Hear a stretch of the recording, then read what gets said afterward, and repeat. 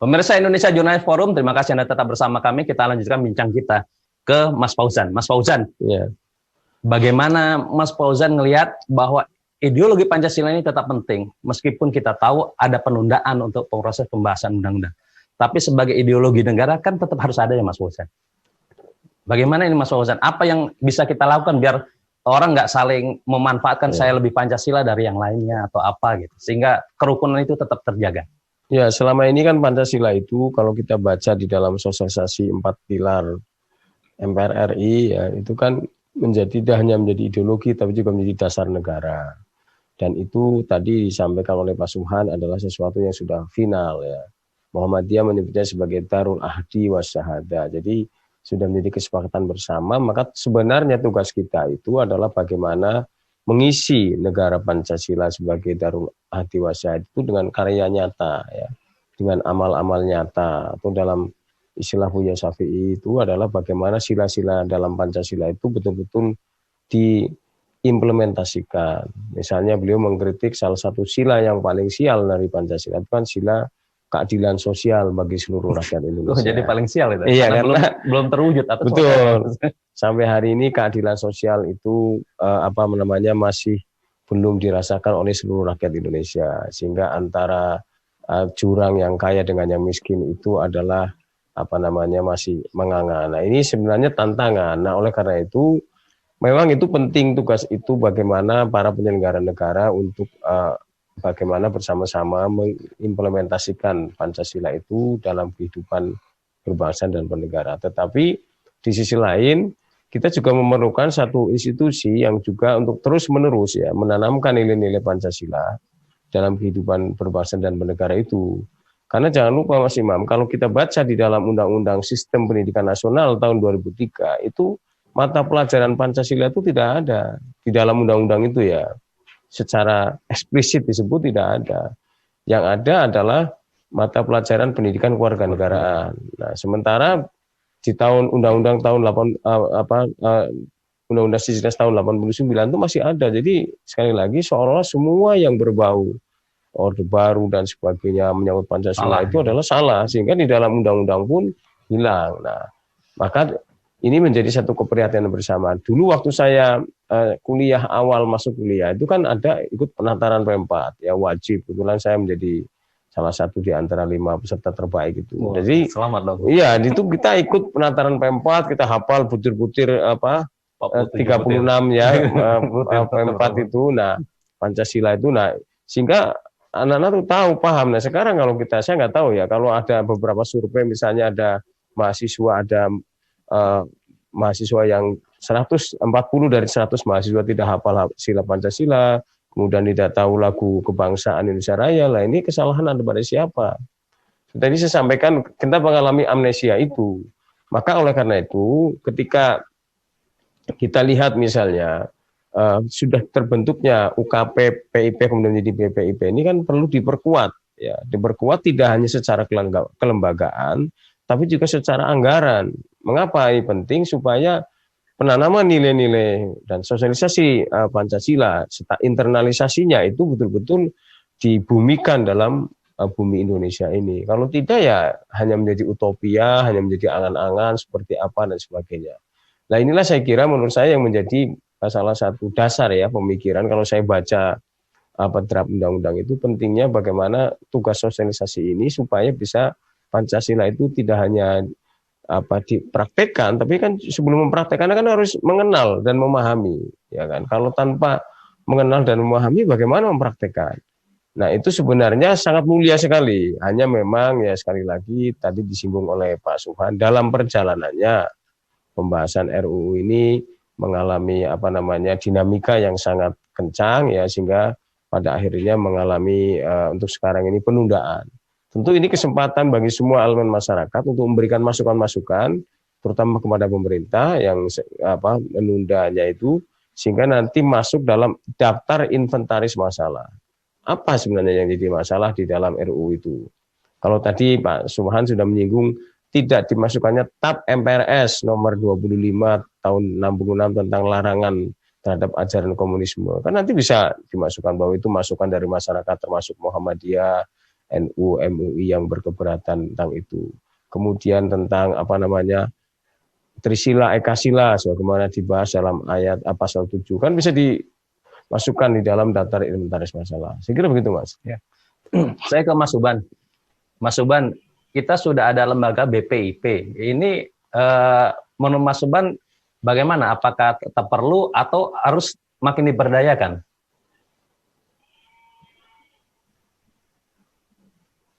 Halo, Mas Suban. Halo, Mas. Ya, kita sudah punya BPIP. Apakah BPIP ini tetap kita perlukan atau memang kita ganti? Atau malah diberdayakan efektivitasnya seperti apa?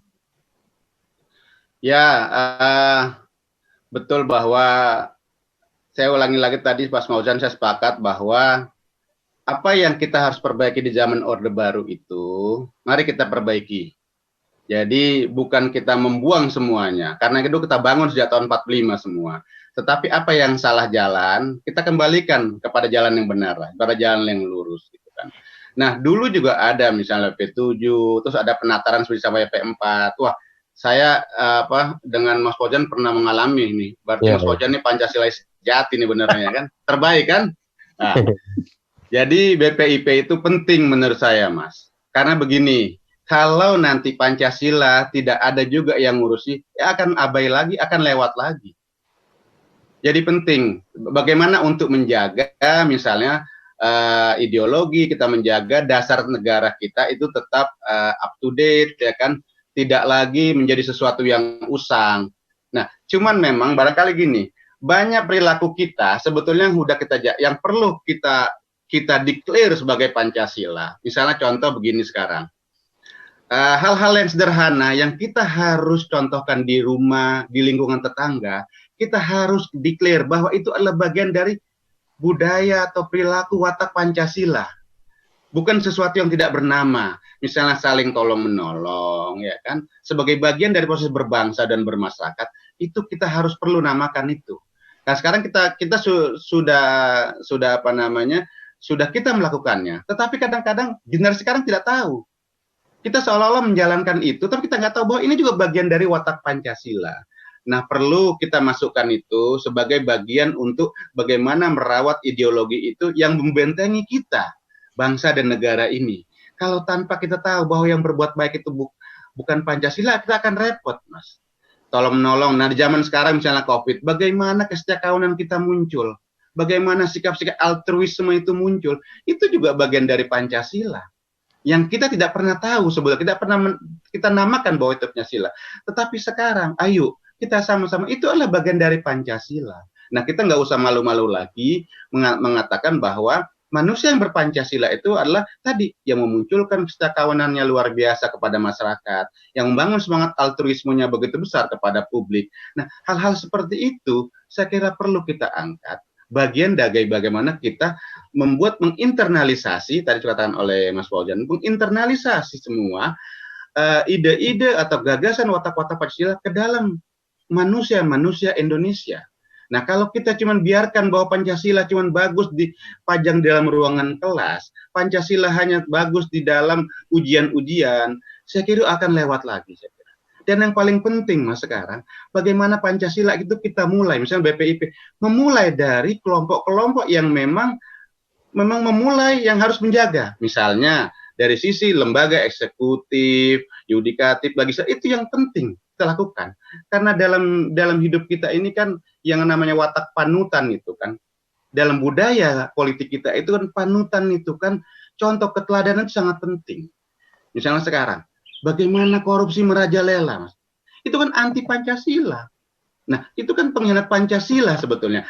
Coba kita sekarang, kita berani mendeklar hal itu untuk kita tahu perbedaannya bahwa Pancasila itu anti korupsi. Nah, jangan sampai nanti orang yang punya tanggung jawab terus korupsi dianggap Pancasila juga. Nah, ini yang kasihan generasi yang tidak tahu tadi, yang tidak memiliki landasan sejarah, yang tidak memiliki pemikiran-pemikiran itu, akan makin samar-samar dia, akan makin ragu dengan Pancasila. Nah, hal-hal itu yang saya kira, Mas Imam, kita perlu benahi, perbaiki, dan fungsi BPIK saya rasa penting untuk hal-hal seperti itu. Baik. Terima kasih Mas Suban. Saya ke Mas Fauzan. Mas Ya, Mas. Fauzan, BPIP tetap penting kata Mas Suban ya, Iya. bahwa tapi ada kekhawatiran bahwa Pancasila menjadi tafsir tunggal itu. Nah, bagaimana untuk mengatasi kekhawatiran itu? Ya, saya kira harus dikembalikan kepada fungsi awal daripada BPIP itu sendiri, yakni sebagai pelaksana teknis yang mengatur tentang sosialisasi, internalisasi Pancasila dalam kehidupan berbangsa dan bernegara, termasuk di dalamnya adalah melakukan evaluasi misalnya kepada para penyelenggara negara, kepada lembaga negara yang memang dinilai menyimpang terhadap nilai-nilai yang terkandung dalam Pancasila. Ini kan selama ini tidak ada yang melakukan. Ya ada MPR melalui sosialisasi 4 pilar MPR RI. Itu pun dulu kata pilarnya kan digugat di Mahkamah Konstitusi karena dianggap menyamakan Pancasila sama dengan pilar dan sebagainya sehingga kalah kan. Sehingga sekarang kan tidak boleh menggunakan diksi sosialisasi 4 pilar berbangsa dan bernegara, tapi sosialisasi 4 pilar MPR RI. Ini kan kita melakukan upaya itu sudah. Nah, oleh karena itu tentu saja tidak cukup hanya oleh MPR, nah, tapi perlu ada tanggung jawab terutama dari level pemerintah. Nah, ketika kemudian nanti payung hukumnya ada, kalau sekarang kan kepres, Mas Imamnya khawatirnya itu nanti kalau kepres kemudian kan secara hukum nggak kuat. Ya, kalau ternyata presidennya berganti, kepresnya dicabut, selesai. Kalau mengganti undang-undang kan harus persetujuan DPR. Yang kedua dari segi anggaran ya namanya anggaran numpang ya kan, numpangnya kan kalau nggak salah ke sekretaris kabinet ya, tentu kan tidak optimal. Nah sekarang kalau kita bandingkan misalnya Mas, itu Badan Nasional Penanggulangan Terorisme itu aja ada undang-undangnya, Arsip Nasional ada undang-undangnya, Palang Merah Indonesia ada undang-undangnya. Lah ini pembinaan ideologi di bawah Kepres. Ini pertanyaan negara ini serius mengawal ideologi bangsanya. Nah, serius atau Nah, kan bisa dilihat dari sisi aspek itu, Mas, perundang-undangan yang menjadi payungnya dan juga dari anggarannya. Maka kalau temanya Mas Imam hari ini adalah mengawal ideologi itu, ya mengawal ideologi kan tidak cukup hanya dengan teriakan. Saya Indonesia, saya Pancasila, tidak cukup hanya dengan jargon, tapi juga bagaimana mengimplementasikannya dalam kehidupan itu melalui internalisasi dan sosialisasi. Saya lihat, ya tadi saya sampaikan, selama 20 tahun itu, ya bisa dikatakan negara itu abai lah gitu. Dibanding misalnya ketika Orde Baru tentu dengan segala kekurangan dan kelebihannya, negara hadir untuk mengawal ideologi Pancasila itu. Oleh karena itu maka ya kalau dalam kaidah fikih disebutkan mengambil nilai baru yang lebih baik, meninggalkan nilai lama yang buruk itu kan sebenarnya kombinasi. Yang baik ya tentu kita pertahankan, ya yang buruk tentu kita perbaiki sehingga pada akhirnya ketika kita berbicara tentang pembinaan ideologi Pancasila atau dalam konteks mengawal ideologi Pancasila ini dalam kehidupan berbangsa dan bernegara ini perlulah ya, kerja keras kita semua, ya, seluruh elemen bangsa, tidak hanya pemimpin tapi juga rakyat. Tapi itu semua juga perlu ada semacam payung hukum yang kuat, ya, yang hanya berbicara dalam konteks teknis pelaksanaan sosialisasi dan implementasi, bukan menjadi tafsir tunggal dari Pancasila. Sebab kalau nanti tafsirnya berbeda, bukan tidak mungkin dianggap bahwa orang tersebut adalah melawan anti Pancasila. Sehingga kan ini bukan tidak mungkin nanti seperti disampaikan oleh Pak Subhan digunakan oleh rezim ya untuk menyerang atau untuk melakukan tindakan terhadap orang-orang yang dinilai berbeda pandangan terhadap tafsir Pancasila. Nah, sehingga di sini Pancasila sebagai haluan bangsa, sebagai haluan negara itu adalah sesuatu yang sudah final ya, sudah menjadi kesepakatan bersama. Tinggal bagaimana implementasinya, internalisasinya, sosialisasinya kepada seluruh elemen masyarakat dalam kehidupan bermasyarakat, berbangsa dan bernegara. Saya kira anak muda sekarang mungkin tidak tahu kalau gotong royong itu sebenarnya ajaran Pancasila. Tolong menolong itu juga salah satu hal yang diperintahkan dalam Pancasila. Nah, melalui internalisasi itu diharapkan Mas, mudah-mudahan tahu. Saya kira begitu Mas. Baik, Mas. Pemirsa Indonesia Jurnalis Forum, tetap bersama kami di edisi berikutnya.